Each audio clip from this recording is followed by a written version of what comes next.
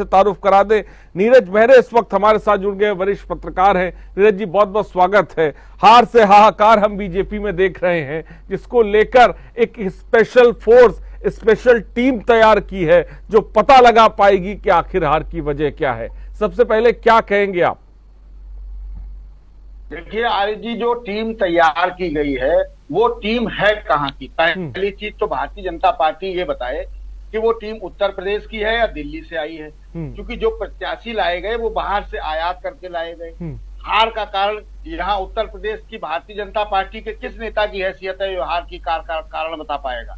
जब उनसे पूछ के टिकट नहीं दिया गया, उनकी कहीं चली नहीं, और ऊपर से जो आयात करके लोग भेजे गए, तो वो क्या बता पाएंगे?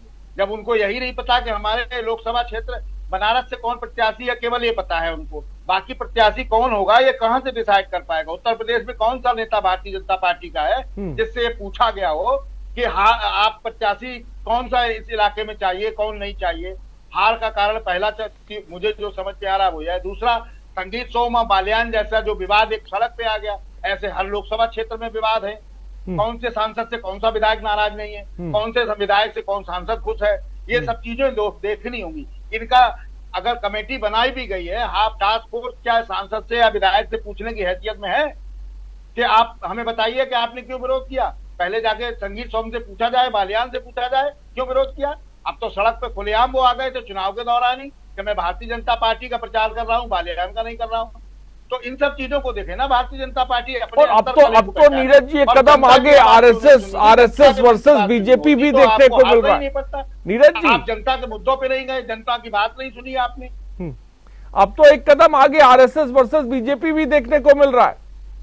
निश्चित रूप से आरएसएस के राष्ट्रीय अध्यक्ष जो है मोहन भागवत जी, उन्होंने स्पष्ट कहा है कि देश जलता रहा, मणिपुर जल रहा था और आप चुप बैठे रहे। एकदम आर्य जी वही हालात थे कि महाभारत को अगर थोड़ा सा इस दृश्य को घुमा लीजिए कि द्रौपदी का चीरहरण होता रहा और भीष्म पितामह वहां बैठे देखते रहे।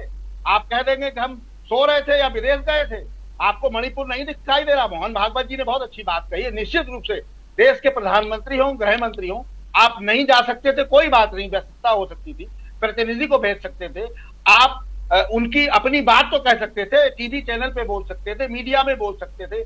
मीडिया की बात सुनेंगे नहीं, मीडिया को छापने नहीं देंगे, मीडिया से वार्तालाप नहीं करेंगे। आप चुनाव आएगा तो एक दिन में 75 मीडिया से चैनलों पे बात हो जाएगी।